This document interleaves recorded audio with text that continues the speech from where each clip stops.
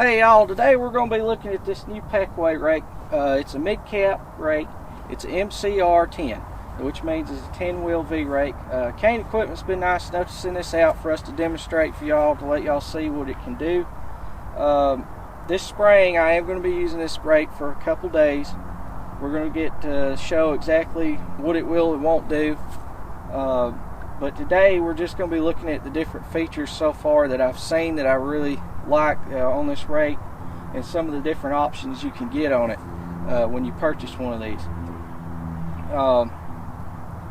One of the main features this rake has is it has individual wheel down pressure, so that way you can set each wheel to the down pressure you prefer it at, so that way if you do come over a rougher spot in the field, there won't be quite as much pressure on it on each wheel to cause teeth breaking, wheels bending, or whatnot. So that way you kind of keep a more even flow of pressure all the way across the field, no matter how the field's shaped for dips or dives. So the way they achieve this individual down pressure is each wheel is on its own pivot arm. Used to, you would see two wheels on one arm and they would kind of float over the ground, but you had one large spring out there on the end of the arm, probably right in here. Generally is where you've seen them, up and under here, that would keep so much pressure off the entire arm. Well, now you can adjust each wheel. Alright, so the way these works, this ground pressure system on these rakes, is when you have your spring at its loosest point is when you're going to have the most down pressure. So all your down pressure is the weight of the wheel. The spring actually keeps weight off the wheel. That's what it's intended to do. Now, the one thing I've seen that I'm kind of curious to see how it works and how it's going to perform is when you get into real wet, heavy hay or something, is if there's going to be enough down pressure just off the weight of the wheel to collect all the hay. But we'll see how it does when we actually use the rake this spring and demonstrate it. But for dry hay, I don't think there'll be any kind of problem, because there's quite a bit of weight just in that wheel there. So, and you really just kind of want these to gently go across the ground, because you don't really want them digging in, because then you'll have teeth going bad. That's the whole reason why I wanted to individually set wheel pressure on a rake in the future for us, is because the rake we currently have, we have trouble with teeth coming out, because I don't know if you can tell, but we have a lot of terraces in our ground. Like this one right here, it kind of tilts and they're uneven sometimes when you run over them, and it can put more pressure on one wheel if you're not careful. So that was one reason why I kind of like the individual wheel down pressure settings.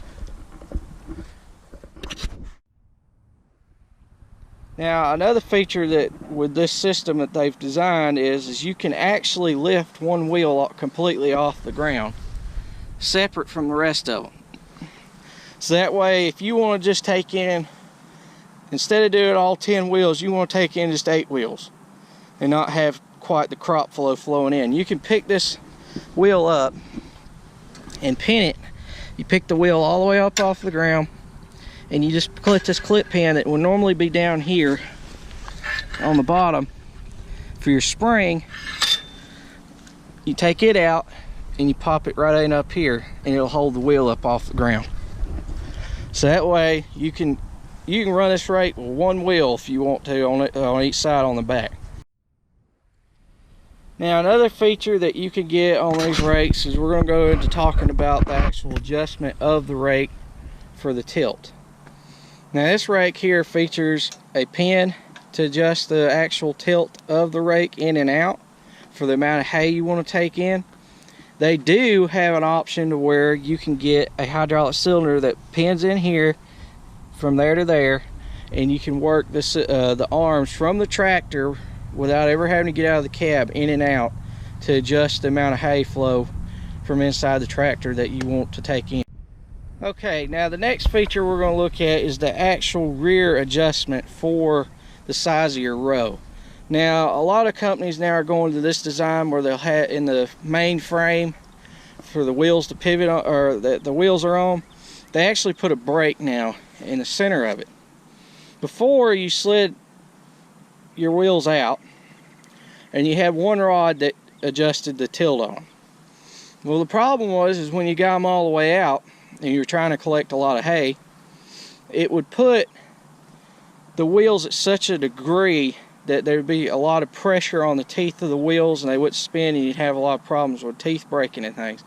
Now they've come up with this design where you can set the front out as wide as you want, and then back here you have these turnbuckles to adjust the actual width of the windrow from in and out.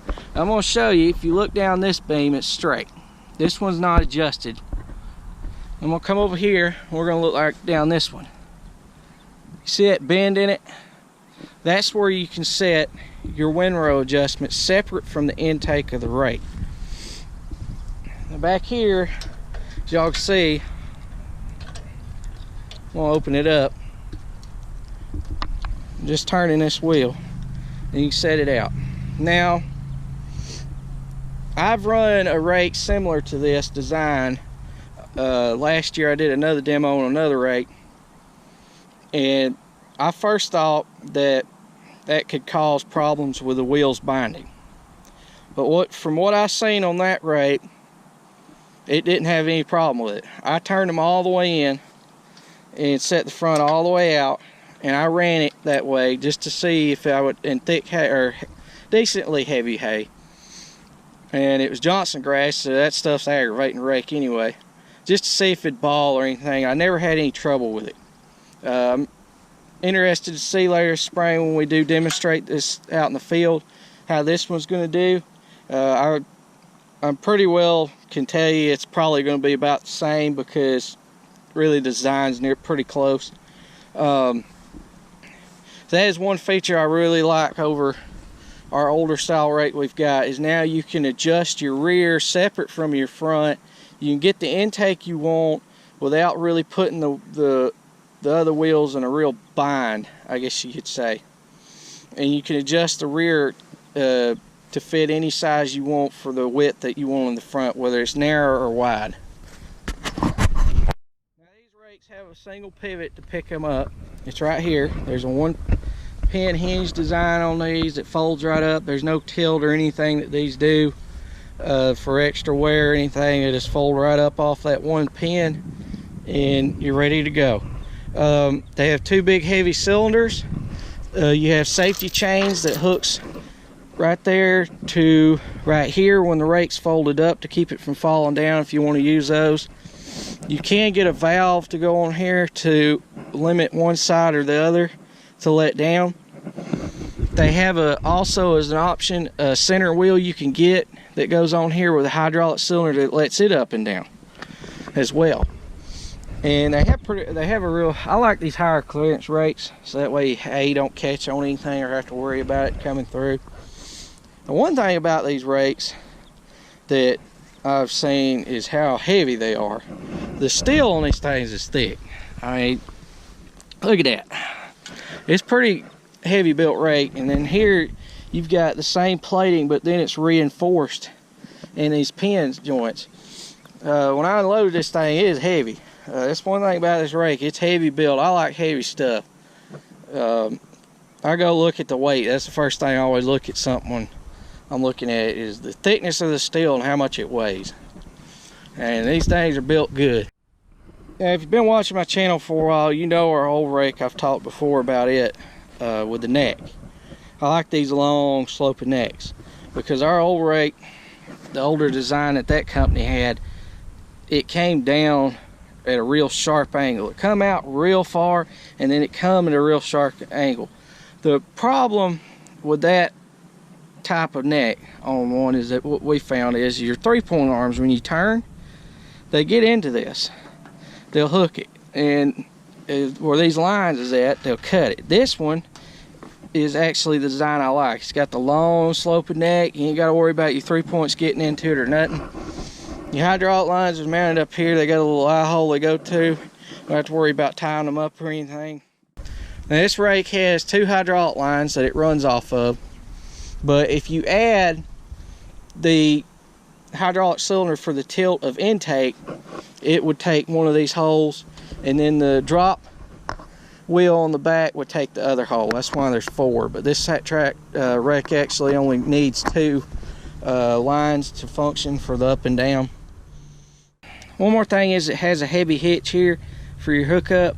You have 4 holes adjustments to set to the height of your tractor, and it also has a cast piece here for the pin to go through that's extra heavy. But that is the Pequea mid-cap rake. I'm excited to get to use this thing in spring and see what it'll do. I've always wanted to try one of these individual wheel down pressure rakes, but it looks like it's a pretty good, decent rake. I mean, it's built heavy. I see a lot of nice features on this rake. If you're interested in one, you can check it out at Kane Equipment. I'll put their link and everything at the end of this in a slide. But you can go look at their stuff on caneequipment.com. It's CAIN equipment.com, and thanks to them again for allowing us to do this, to show y'all, because like I said the other day, a lot of these shows you go to that has this equipment and stuff, you never really get to see the stuff in action. Now I know I'm not showing that today, but we will later this spring. We're going to be able to put this thing out in the field and see what it'll do for a couple days, and y'all will get to see that. I've also got some other demos lined up that we're planning on doing, and last year I did do 2 different demo videos. One was on a tedder and another one was on another rake.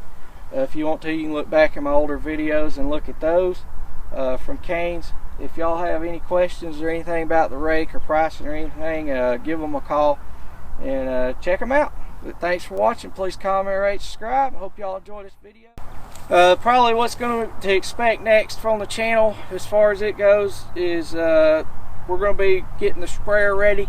I need to be spraying this upcoming week, but I don't know if we'll get to it or not yet. I've got to get it ready. The control system I ordered is in. I've got to put it on too. So look out for those videos. That should be coming up next. Thank y'all for watching. I hope y'all enjoyed this. Please comment, rate, subscribe. See you next time.